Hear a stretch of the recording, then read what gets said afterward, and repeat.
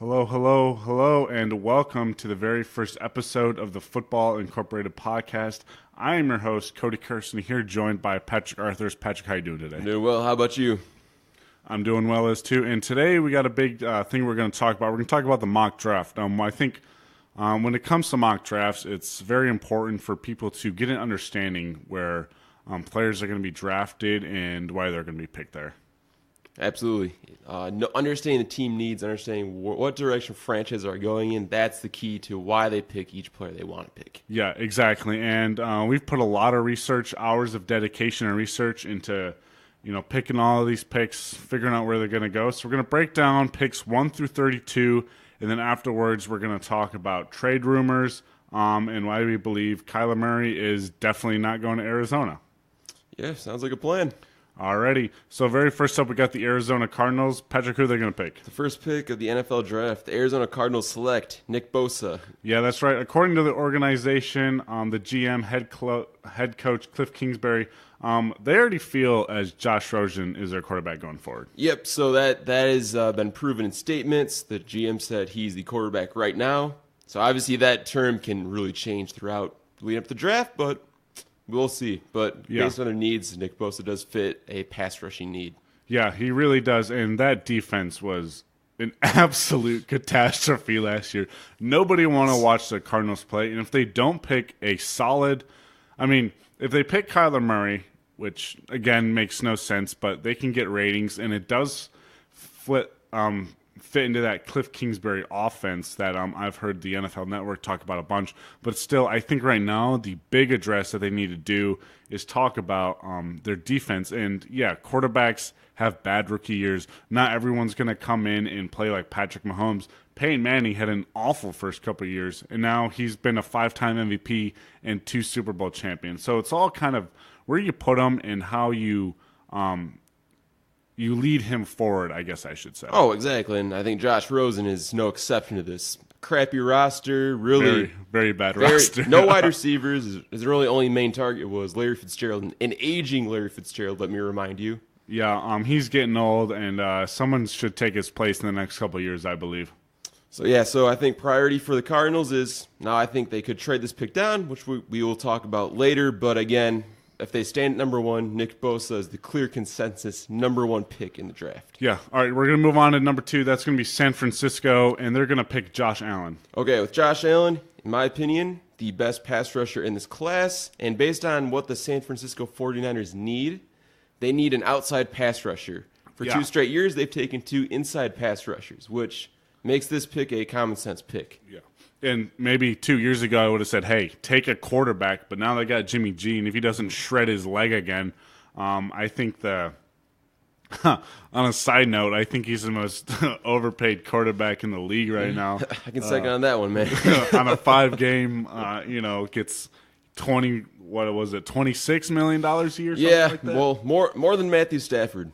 Matthew Stafford gets paid certain amount, then they up his pay. Well, I guess that's the direction of franchise quarterbacks now, based on a 5-game sample. Yeah, it's weird. All right. So yeah, they're gonna pick Josh Allen at number 2, and the New York Jets, they're gonna pick Noah Williams, offensive tackle, the University of Alabama. And that's right. The Jets need to protect Sam Darnold. This seems like a high draft pick for an offensive lineman, but they need to seize the opportunity to get a player like this at the top of the draft. Or if they feel like maybe they can get him later, they might be able to trade down maybe into the teens and be able to get one of those teams to come up and pick someone else. But we'll discuss that later at the end of the episode. But right now, number 3, Noah Williams.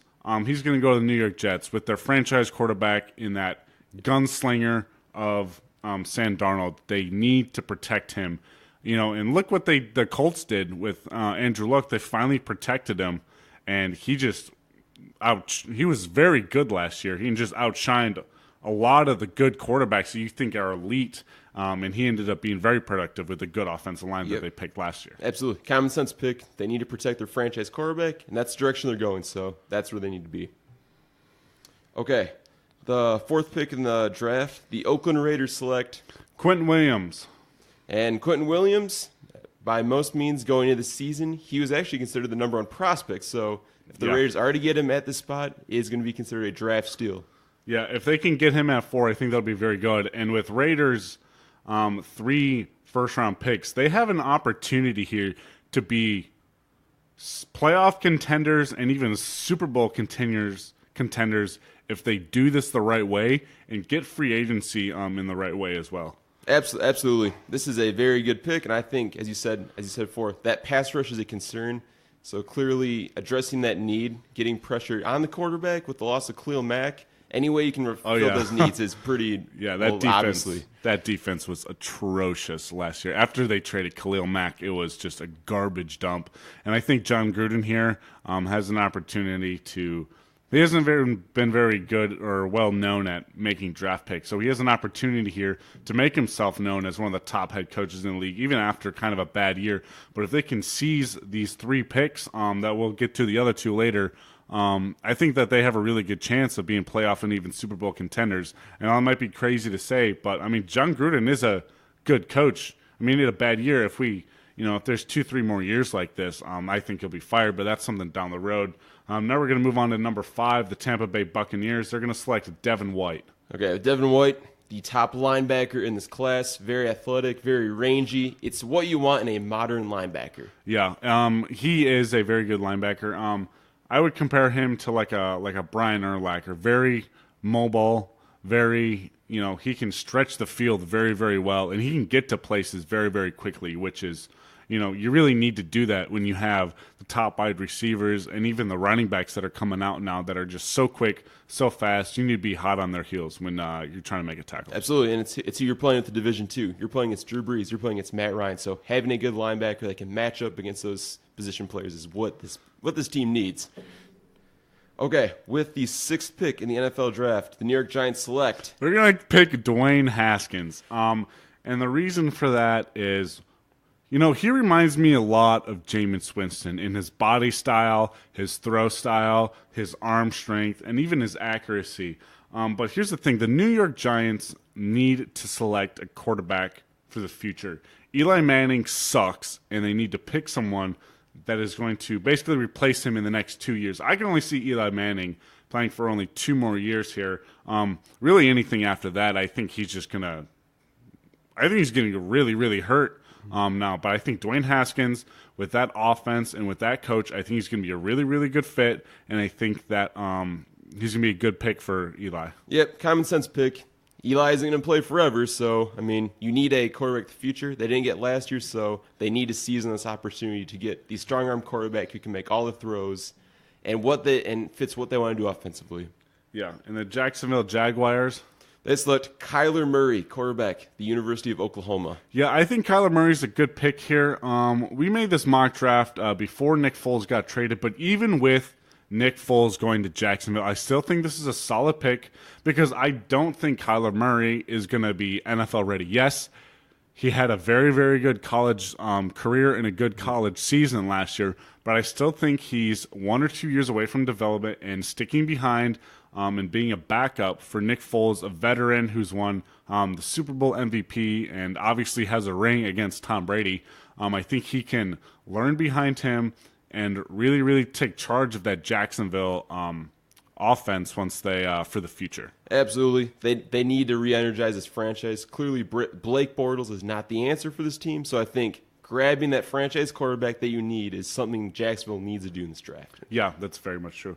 All right, for number 8, the Detroit Lions are going to select who? Greedy Williams, cornerback out of LSU.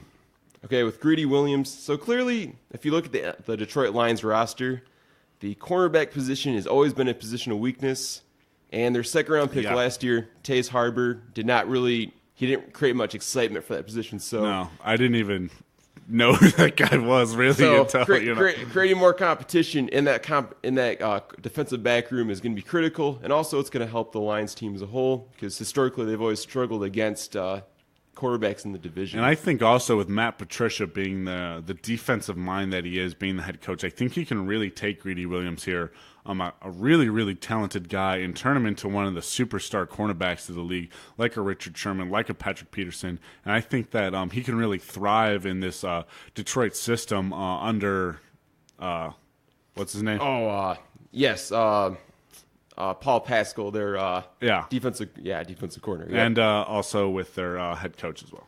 So, yeah, I think Greedy Williams going to be a top pick here. I'm going at number 8, and I think that would be a steal for the Detroit Lions. It's a good overall pick. I think it's something they need to address. Okay, with the 9th pick in the NFL draft, the Buffalo Bills select. They're going to pick DJ Metcalf. DJ Metcalf, he was one of the most rising prospects during this season. He's a freak of nature of athleticism, physicality. 1.9% body fat. That is insane. I don't even know if that's healthy. A 4.32 40-yard dash. That is honestly crazy for a man of his size. He's almost like a linebacker out there playing wide receiver. He's insane. He makes contested catches. He plays all over the field, the slot, the outside. So with Buffalo, you need weapons for Josh Allen. DJ Metcalf is a top wide receiver in this class. They need to pick up weapons for him. Mm-hmm. So, I mean, the Buffalo Bills have their franchise quarterback in Josh Allen. And now it's time to pick up a wide receiver that can help him out. Right, so he makes good plays, he's a good route runner, and he has a very, very good, tremendous catch radius. So I think DJ Metcalf going to the Buffalo Bills at 9, I think that's very possible, and I think that could be a really, really good thing, especially after his superstar performance in the Combine. Yep, great pick, and again, common sense pick for the Bills, the way they're going. Okay, with the 10th pick in the NFL draft, the Denver Broncos select DeAndre Baker, cornerback out of Georgia. Now with DeAndre Baker, he's, in my opinion, the best cover corner in this draft class. Oh, yep. Yeah, he's a very good cover corner. He can really take control of a defense when he's out there, and he can really make plays and make moves that stump wide receivers. He can really get a jump on the ball, and he's very good in the backfield, in man coverage and in zone as well. Yep, and overall, I think it's a good pick. The way the Denver Broncos are going, they acquired Joe Flacco, so clearly a quarterback is not a priority here. We'll talk about that later. Yeah, that's an episode for another day, but clearly. I don't think they're going to take a quarterback at the spot. So taking a NFL-ready cornerback ready to play right away should be a priority, and I think DeAndre Baker is clearly that I think that'll be a really good pick for the Denver Broncos to solidify that really good defense along with Von Miller. Right. With the 11th pick in the draft, the Cincinnati Bengals select Montez Sweat, the defensive end out of Mississippi State. Yeah, the Bengals need to add to their pass rush and add some youth into their defense. He's an explosive athlete on the edge and can create a dynamic duo with Carl Lawson. With them two on the edge and in that defense, I think that with Montez Sweat, that freak of nature guy, they were thinking maybe in the top 10, but I think Montez Sweat, if he falls right here to the Cincinnati Bengals, I think that'll be a huge steal for the Bengals, and I think that can be a really good thing for that Cincinnati defense that really needs some help. Yeah, it's a good pick. And I agree with you, they need to add more to that pass rush, and clearly I think with his 40-yard dash time, he was the top defensive end at the 40-yard at the Combine for that, so it kind of reaffirmed his biggest strength as a pass rusher. With the 12th pick of the NFL draft, the Green Bay Packers select Ja'Kai Polite, outside linebacker out of the University of Florida. Yeah, Clay Matthews is going to be a free agent this offseason, and he has seen a decline in his production. Polite is an explosive pass rusher who always has loads of potential and tends to be like a sack machine. Yep, he fits the modern day fitting of what it means to be an outside linebacker, and I think with the direction the NFL is going, he fits what the Green Bay Packers want to go defensively. Yeah, I think so as well, and I think with him, that might be a little bit of a scary NFC North scenario, and if the Packers can build off of him and try and make that defense better. I mean, they were good last year, but the whole team was Aaron Rodgers. Yep, absolutely. Agree with you 100%. With the 13th pick in the NFL draft, the Miami Dolphins select Ed Oliver, the defensive tackle out of Houston. Ed Oliver is a 3-technique defensive tackle who, going into the season, was projected to be the number 1 pick. However, his talent did not lead to the production that you'd hope for. And I think in the Dolphins system, a specific system that fits his style of play, I think they can unleash his potential. Yeah, I think so as well. That's all we really have to talk about him. So we're going to move on to number 14. The Atlanta Falcons are going to pick Christian Wilkins, Wilkins is a versatile defensive lineman that could definitely replace Grady Jarrett since he could leave in free agency this year. Yep. The news is he was just franchise tagged. However, long-term, Christian Wilkins could be that replacement if the Falcons do not want to pay Grady Jarrett the big money in free agency coming up next year. Yeah, so I think that'll be a really good pick for the Atlanta Falcons. And again, they do have very solid defensive players, but there's still some gaps in there that they really need to work on and try and make the playoffs. Absolutely. Okay, so with the 15th pick in the NFL draft, the Redskins select Drew Lock, quarterback out of Missouri. And Alex Smith's career is in jeopardy. He's been hurt. He obviously didn't play that much last year because of his horrible injury, and we don't know how well that's going to heal up. So his career's in jeopardy, and the Redskins do not have a QB of the future on the roster. Yeah, they just got Case Keenum. He sucks. All right, he's not very good. He should not be able to replace Alex Smith as the quarterback of the future. So I think they need to get Drew Lock here, and if they can, what's the word I'm looking for? If they can develop him, there we go, and get him some receivers, get him some offensive lineman help, do all that sort of thing. I think with having a veteran running back in Adrian Peterson, if they re-sign him this offseason, I think that'll be a really good thing for Drew Lock. And I think, in 2-3 years, I think he could be starter ready in the NFL. Yep, good pick. It's what the team needs to do. Okay. With the 16th pick in the NFL draft, the Carolina Panthers select Clelin Ferrell, the defensive end out of Clemson. Now, there's no secret, Julius Peppers, he announced his retirement, and they need to replace him. Well, I want to say something really quick. Julius Peppers is a freaking monster. I'm a Bears fan. I'm just going to put that out, and I loved Julius Peppers on that defense. Him, Lance Briggs, all those guys on that with Charles Tillman. That was a defense. That was a monster of the Midway defense I loved. And he brought that same thing when he went back to Carolina for the last few years of his NFL career. Absolutely. I think this is a good pick for Carolina. Frankly, they need more pass rushers. There's no secret about it. And I think with Clelin Ferrell, and I personally believe he's a top 10 prospect. If he drops this low, this would be a draft steal for them to get them. Spot. And for number 17, the Cleveland Browns are going to pick Byron Murphy. The Cleveland Browns have an all-pro cornerback in Denzel Ward. And with Murphy's ball hawking skills, that could take a defense to another level. Yeah, it's something they need. I think I agree with you. Adding a lockdown corner to the opposite end of Denzel Ward only enhances this defense's ability with a growing offense with Baker Mayfield. Yeah, that's for sure. Number 18, the Minnesota Vikings are going to select Jawan Taylor. He's the offensive tackle out of Florida. He has loads of potential, however, very inconsistent, much as I think is the theme to a lot of these offensive tackles. Yeah, that's very true. Again, if he develops at the rate he should develop, he's on a rate. He could be a very good player for the team going forward and making it a priority to protect Kirk Cousins. That's very true. Number 19, the Tennessee Titans are going to select A.J. Brown. There's no secret that the offense has sputtered for the Titans lately, but by drafting Brown, the team brings an explosive slot wide receiver that can be a reliable target for Mariota, and they definitely need one after last season. Yes, they do. This offense needs more explosive plays, and frankly, their wide receiving cast right now is not going to get done. So adding him only enhances the offense. All right. With the 20th pick, the Pittsburgh Steelers select Devin Bush, linebacker out of Michigan. And with this pick, he's the quintessential modern NFL linebacker they once had before Ryan Shazier. So having a replacement for Ryan Shazier, who may never play again, is a very big priority. He probably won't play again.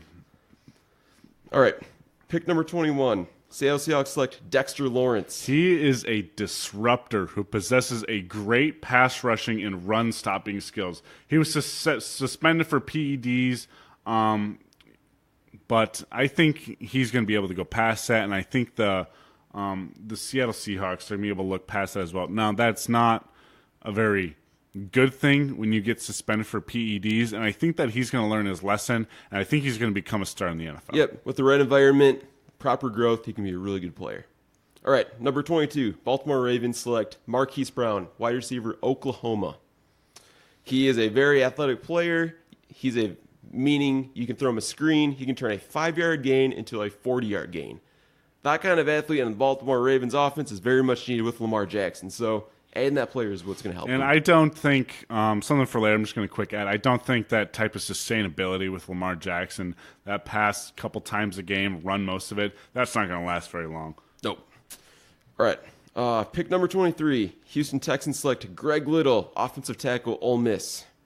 There's no question that Deshaun Watson's productions in the playoffs suffered because he had no time to throw the ball. So getting an offensive tackle to protect him, his blind side, is going to be very important. I think Greg Little has a talent and potential to be the long-term answer for the team at that position. Yeah, I think so as well. And with number 24, the Oakland Raiders are going to select Rashawn Gary. Gary is an explosive defensive lineman who can play defensive end, defensive tackle, who will probably be, his value shows that he's at the top of the draft. But I think if he can fall to number 24 to the Oakland Raiders, I think that would be a great steal. And I honestly think that, personally, I think that's where his value is. And I think he can land at 24. With all the other picks we've been through, I think they should go exactly where they are based on analysis and research. So I think, Rashawn Gary at 24 to the Raiders can really help solidify that defense again now that Mack is gone. Yep, the talent does not match production with him. So getting him at the spot would be good for Oakland. All right, pick number 25, the Philadelphia Eagles select Deontay Thompson. While the impending free agency of Malcolm Jenkins, Deontay Thompson could slide right into the lineup. He is long, rangy safety who has phenomenal ball skills and can have similar impact like his former teammate Eddie Jackson, who is tearing up Chicago right now. Absolutely. He's going to have that same kind of impact where you can expect him to get 4 to 5 interceptions a year with that type of range. All right, pick number 26. The Colts select TJ Hawkinson, tight end, Iowa. I think that'll be a good pick. Yes, they have Eric Ebron, and yes, he was really, really good next year. But I think also when you look at Eric Ebron and his career so far, he hasn't been very solid in Detroit. Yeah, he had one good year in Indianapolis last year with Andrew Luck and that line protection. If that continues to go, I think a dual threat tight end system for the Indianapolis Colts is going to be a very, very dangerous thing, and that could have take him deep into the playoffs if they can use these two tight ends to a very, very critical and I guess explosive degree. I want to say just they can really, really use them, and they can really be strong in their use of these tight ends. And I think this would be a good pick for the Colts. Yeah, it's a win-win. You add more offense and you make the team better. So offensively. Okay, number 27. The Raiders select Noah Fant, the tight end out of Iowa. And now you kind of see the trend here. Last year in college football, the Iowa Hawkeyes had the 2 best tight ends in the draft. Yeah. And clearly both these tight ends fit the modern mold. Athletic, can catch, and block. Yeah, that's very true. And if the Raiders keep Carr, they're going to have to add some more weapons. Amari Cooper is gone. This isn't Amari Cooper. Let's be honest with ourselves. But I think with adding this player to that offense, to the system, to Derek Carr, I think that could be a really, really solid choice for the Oakland Raiders. And, if they have 3 picks this first round, they need to get on top of their game, and they need to produce picks at a high level in order to get them into the playoffs next year. And also, the impending free agency of Jared Cook, they could re-sign him to a cheap contract and keep him. So, yeah. Win. All right, number 28, Los Angeles Chargers, Jeffrey Simmons. Simmons has a talent of a top 10 draft pick, but will drop because of his torn ACL.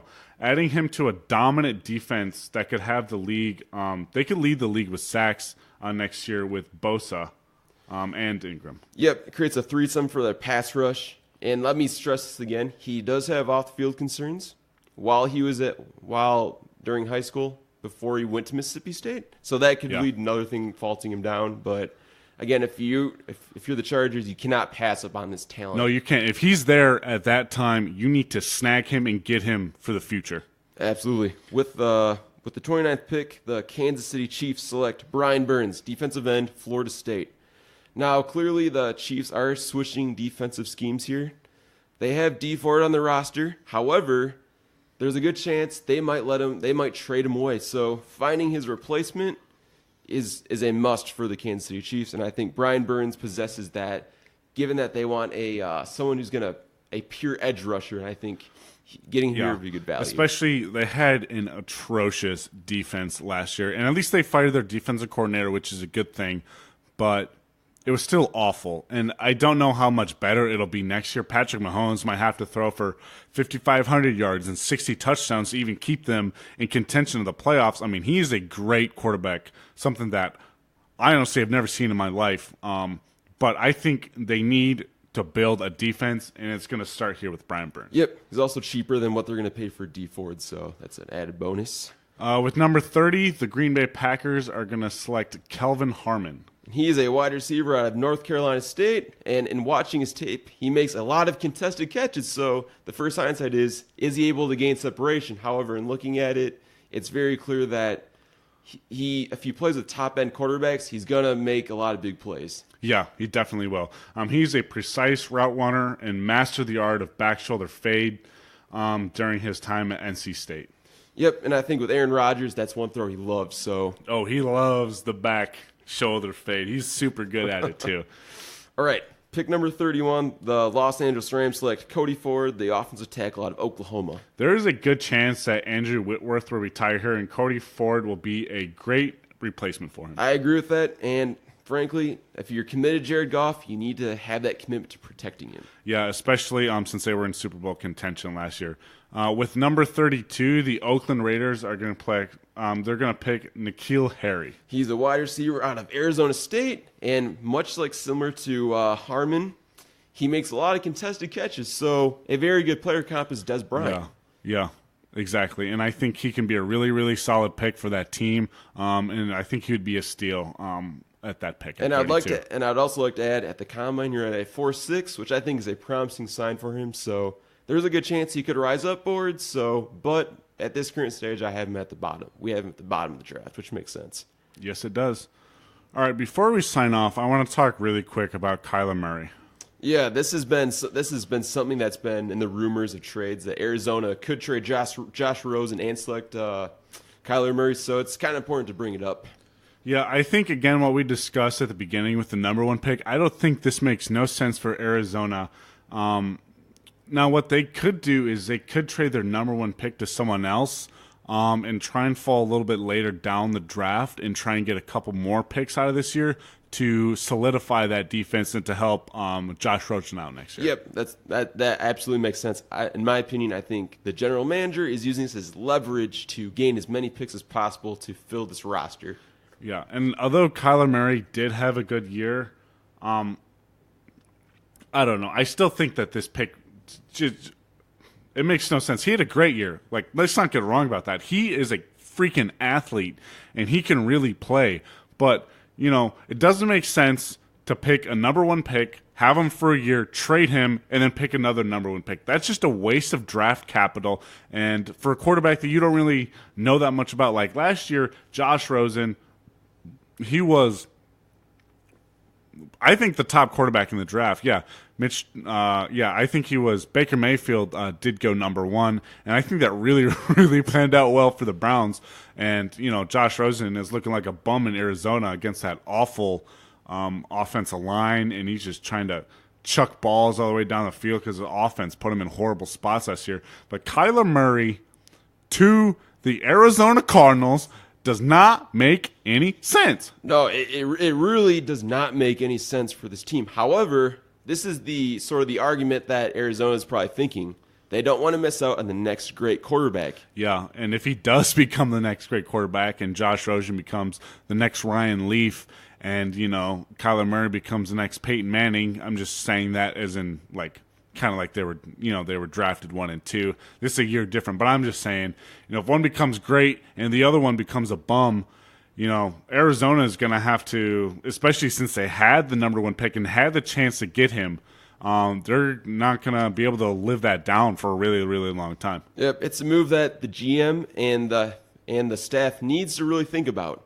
If they really want Kyler Murray, pick him and trade him. Yeah, I still think his best shot is still going to Jacksonville, still going under Nick Foles and that veteran learning behind him for a couple years. Smart move. I don't, in my humble opinion, I don't think he's the number one pick. However, if they were to trade down in the top 10 to get him, and they trade Rosen, get more capital, then go for it. But other than that, I don't see it as a good move. And one more thing I want to add about Kyler Murray.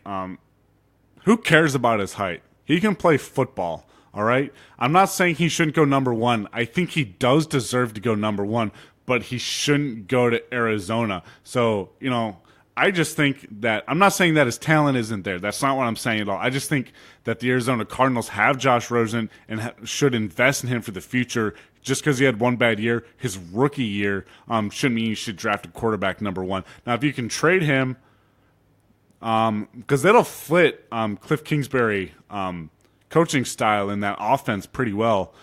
So if you can trade Rosen to a team, you know what? I think – Josh Rosen to the New England Patriots would be a very, very good idea for Arizona, and it would be a great idea for New England.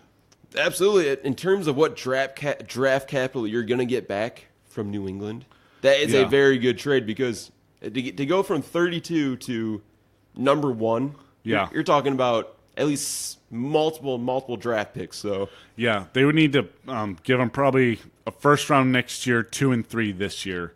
So it'd be 1, 2, and 3 this year, and number 1, whatever pick there would be next year as well. So I think under Bill Belichick and their offensive coordinator over there. Oh, Josh McDaniels. Yeah, Josh McDaniels. I don't know why I blanked on that for a second. I know who he is, but yeah, I think under him, Josh McDaniels, 2 years. Behind Tom Brady. I think that Josh Rosen, under Tom Brady, under that offense, under that coaching, under Belichick, under that disciplinary style New England has, Josh Rosen could honestly become one of the stars of the NFL if he's under New England. Absolutely. I also throw in the Miami Dolphins. Frankly, Ryan Tannehill is not going to be there anymore. Yeah. And if we look at the success of short quarterbacks, I think the Dolphins could trade up to go number one and try and get him. It's a very real possibility. And we can throw height, as you said before, we can throw height out of the window with this discussion because we look at Drew Brees, Russell Wilson. Baker Mayfield last year. And Baker Mayfield. We can throw height out. And frankly, if you look at batted balls, more quarterbacks 6'2" or higher have more of their balls batted than quarterbacks are 5'10" or under. Yeah, that's because their release point, they've trained for it their whole life to throw just like that. Now, some of the linemen are over 5'10", but, they've played at that height in college, like that. And we've seen short quarterbacks be really, really good. Even Doug Flutie. I mean, he's not in the Hall of Fame or anything, and I don't think he will be, but I still think, if you look at what he did, he was really, really good for his height, and we should take height out of it. Now, if it was a dwarf trying to play quarterback, now that might be a different story, but, now, I think if you're below, 5'9", that might be something pretty hard to talk about, especially since you go to the NFL and there's a lot bigger players.